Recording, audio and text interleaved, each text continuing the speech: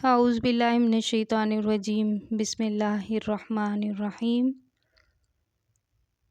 اشفاق احمد صاحب فرماتے ہیں،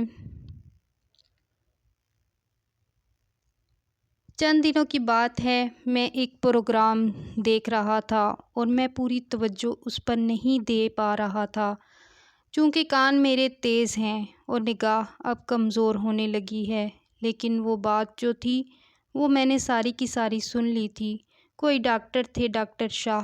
کمپیر نے یہ سوچا تھا کہ یا شاید حقیقت بھی تھی کہ شاہ اتنی عمر رسیدہ ڈاکٹر نہیں ہیں، لیکن اس چھوٹی سی عمر میں انہوں نے بہت سارے آپریشن کیے، اتنے ہزاروں آپریشن کیے کہ گینز بک میں ان کا نام آتا ہے یا آنے والا ہے یا آئے گا۔ تو میری توجہ ان کی طرف ہوئی۔ وہ اچھے سے، اسمارٹ سے، پیارے سے، اچھی گفتگو کرنے والے ایک ڈاکٹر تھے، اور وہ یہ بتاتے رہے کہ میں نے کتنی تیزی سے کتنے سارے آپریشن کیے اور اتنی تیزی سے کیوں کیے۔ میں مال بھی بنانا چاہتا تھا، اور ایک یہ بھی کہتے تھے کہ میری انگلیوں میں بھی کچھ اس قسم کی ایک لگن آباد تھی، ایک تخلیق تھی کہ میں جلدی سے جلدی زیادہ سے زیادہ کام کرنے کا خواہش مند ہوں۔ تو کمپیر نے پوچھا کہ آپ یہ بتائیں کہ آپ کی زندگی کا کوئی بہت مشکل آپریشن تھا؟ تو انہوں نے کہا، یوں تو بہت سارے آپریشن مشکل ہوتے ہیں، لیکن ایک آپریشن بہت مشکل تھا جس نے بہت زیادہ وقت لیا اور میری بہت زیادہ توجہ لی۔ میں بہت سٹپٹایا، لیکن میں بڑی کوشش کے ساتھ اور تحمل کے ساتھ اس پر لگا رہا۔ آپ لوگوں سے یہ بات کرتے ہوئے مجھے خواجہ دل محمد کا ایک شعر یاد آیا ہے۔ خواجہ دل محمد ہمارے بہت کمال کے شاعر تھے، اور مجھے بہت افسوس ہے کہ لوگ اب انہیں نہیں جانتے، خاص طور پر ہماری نئی نسل تو ان سے بالکل واقف نہیں ہے، لیکن وہ بہت بڑے شاعر تھے۔ وہ ایک جگہ پر سرجن کی تعریف کرتے ہوئے لکھتے ہیں کہ سرجن کیا ہوتا ہے، یعنی آپریشن کرنے والا کیا ہوتا ہے۔ تو وہ کہتے ہیں کہ سرجن کی صفت اور خوبی یہ ہے کہ نظر باز کی، سر فلاطون کا، جگر شیر کا اور ہاتھ خاتون کا۔ ان سرجن کو دیکھ کر کچھ ایسا ہی لگتا تھا کہ وہ اس انداز کے ڈاکٹر ہیں۔ کہنے لگے کہ میں اپنے سرجری ہاسپٹل میں تھا کہ اچانک وہاں پر ایک اپاہج آدمی کو، جو ابھی اپاہج ہوا تھا، کوئی ایک آدھا گھنٹہ قبل، اسے چارپائی پر ڈال کر لائے۔ وہ ایک نوجوان تھا جس کی دونوں ٹانگیں ایک تیز دھار آلے سے کٹ گئی تھیں، اور اس کے ساتھیوں نے اس کو رانوں پر بڑی مضبوطی کے ساتھ اپنے رومال یا کوئی رسیاں باندھی ہوئی تھیں تاکہ جریان خون نہ ہو۔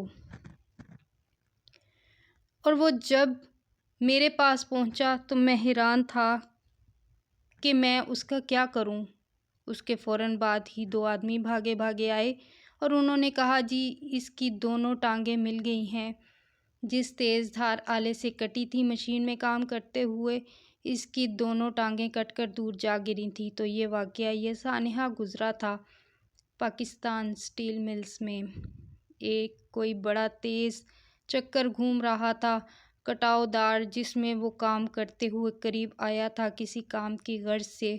وہ مزدور بڑا ذہین، بڑا قابل، بہت سمجھدار تھا، لیکن وہ اس کی لپیٹ میں آ گیا، اور لپیٹ میں آتے ہی اس کی دونوں ٹانگیں کٹ گئیں اور بہت دور جا کر گریں، اور اس کے ساتھیوں نے تلاش کر لیں، اور وہ اس کو ڈاکٹر صاحب کے پاس لے کر آ گئے۔ تو ڈاکٹر صاحب نے کہا، وہ میرے لیے بڑے امتحان کا وقت تھا۔ میں اور میرے ساتھی اور میرے اسسٹنٹ میرے ساتھ لگے، ہم کوئی مسلسل 18 گھنٹے اس پر کام کرتے رہے، اور اللہ کا فضل یہ ہوا کہ ہم ان کی دونوں ٹانگیں جوڑنے میں کامیاب ہو گئے۔ اب خطرہ یہ تھا کہ بہت ممکن ہے کہ اس کے ساتھ ٹھیک طرح سے نہ جڑی ہوں جو شریانیں اور وریدیں ہیں، وہ اپنی جگہ پر نہ لگی ہوں، کیونکہ یہ آپریشن ہی بہت بڑا تھا۔ لیکن ہم خدا سے دعا مانگ کے اس کام پر لگے ہوئے تھے، اور جب آپریشن ختم ہوا تو ہم ڈاکٹر بیٹھ کر آپس میں باتیں کرنے لگے۔ تو وہ جو اس کے دوسرے ساتھی مزدور تھے انہوں نے ہمیں بتایا کہ جب ہم اس کی چارپائی لے کر چلے ہیں تو وہ صاحب جو تھے جن کا نام شکور تھا وہ تھوڑے سے ہوش میں تھے۔ اس نے اپنے ساتھیوں کو بلا کر کہا کہ مشین بند نہ کرنا، کیونکہ اگر یہ مشین ایک دفعہ بند ہو گئی تو اس کے چلانے میں 10 لاکھ کا خرچہ اٹھتا ہے۔ اس مشین کو بالکل بند مت کرنا۔ میں نہیں چاہتا کہ میرے ملک کو یا میرے اس کارخانے کو کوئی نقصان پہنچے۔ تو اس کے بعد وہ نیم بے ہوشی میں چلا گیا۔